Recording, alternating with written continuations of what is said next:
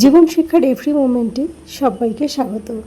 আজকে আবারও হাজির হয়ে গেছি চিংড়ি মাছের রেসিপি নিয়ে। সবাই পাশে থাকুন, দেখতে থাকুন আমার এই আজকের রেসিপি দেখতে দেখতে যদি ভুলে গিয়ে থাকেন অবশ্যই একটা লাইক করে দেবেন, আর আমার চ্যানেলে যদি নতুন বন্ধু হয়ে থাকে তাহলে একটা সাবস্ক্রাইব করে দেবেন। এখানে আমি কিছুটা চিংড়ি মাছ নিয়ে নিয়েছি। এবার আমি এর মধ্যে দিয়ে দেব একটু হলুদ গুঁড়ো আর দিয়ে দেব একটু লবণ, দিয়ে চিংড়ি মাছটাকে ম্যারিনেট করে কিছুক্ষণ রেখে দেব। এখানে আমি বাটির মধ্যে 2 চামচ টক দই নিয়ে নিয়েছি, আর এর মধ্যে দিয়ে দিলাম সামান্য একটু লবণ, দিয়ে দইটাকে খুব ভালো করে ফেটিয়ে নেব।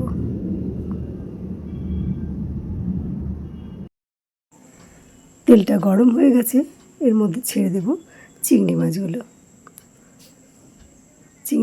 ছেড়ে দিলাম।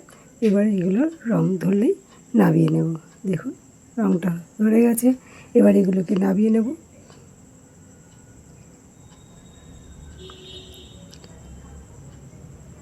মাছগুলো নামানো হয়ে গেছে, এবার আমি বাকি চিংড়িগুলো ভেজে নেব একই রকমভাবে।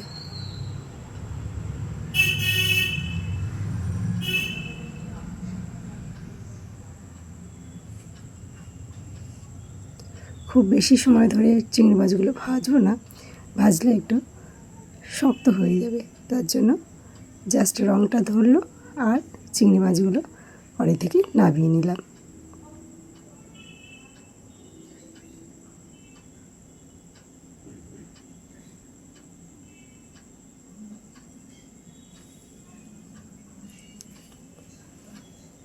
চিংড়ি মাছ ভাজার পরে যে তেলটা ছিল সেই তেলের মধ্যে আমি দিয়ে দিলাম গোটা গরম মশলা। ফোড়নটা রেডি হয়ে গেছে, এখানে আমি দিয়ে দিলাম কুচনো পেঁয়াজটাকে আমি খুব ভালো করে ভেজে নেব।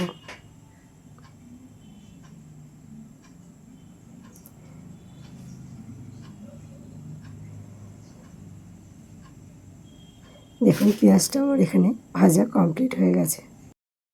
এখানে আমি দিয়ে দিলাম 1 চামচ আদা বাটা, আর দিয়ে দেব 1 চামচ রসুন বাটা, দিয়ে সবগুলো উপকরণ আমি একসাথে করে খুব ভালো করে কষিয়ে নেব। এখানে আমি দিয়ে দিলাম 1/2 চামচ হলুদ গুঁড়ো, আর দিয়ে দেব 1 চামচ ঝাল লঙ্কার গুঁড়ো, দিয়ে মশলাটাকে খুব ভালো করে কষিয়ে নেব।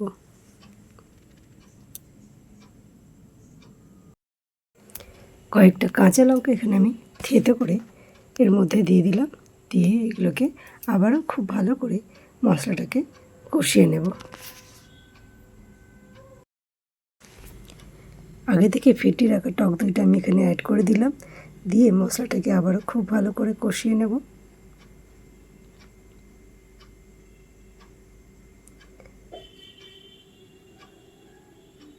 মশলাটাকে খুব ভালো করে কষানো হয়ে গেছে, এবার আমি এখানে অ্যাড করে দেব স্বাদ অনুযায়ী লবণ।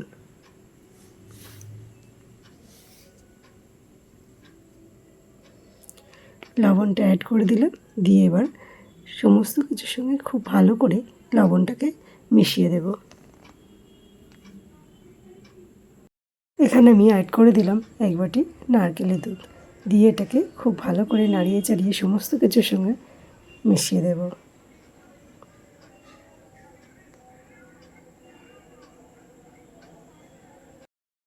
এখানে আমি 1 চামচ চিনি দিয়ে খুব ভালো করে মিশিয়ে দেব সমস্ত কিছুর সঙ্গে, দিয়ে কিছুক্ষণ ফুটিয়ে নেব।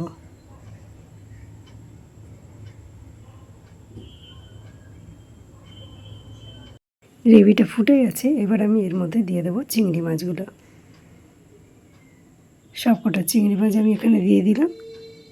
এবার যে পাত্রের মধ্যে চিংড়ি মাছটা রেখেছিলাম সেই পাত্রের মধ্যে যে জুসটা ছিল সেটাও আমি এখানে অ্যাড করে দিলাম, দিয়ে এটাকে কিছুক্ষণ ফুটিয়ে নেব। এখানে আমি 1 চামচ গরম মশলা দিয়ে দিলাম, দিয়ে খুন্তি দিয়ে গরম মশলাটা ভালো করে মিশিয়ে দেব, আর দিয়ে দেব 1 চামচ ঘিটা দিয়েও আমি খুব ভালো করে মিশিয়ে দেব। রেসিপিটা আমার কমপ্লিট হয়ে গেছে। এবার এটাকে আমি অন্য একটা পাত্রে নামিয়ে নেব। সবাই ভালো থাকবেন, সুস্থ থাকবেন। আজ এই পর্যন্ত। আবারও হাজির হয়ে যাব অন্য কোনো দিন অন্য কোনো নতুন রেসিপি নিয়ে। সবাইকে ধন্যবাদ।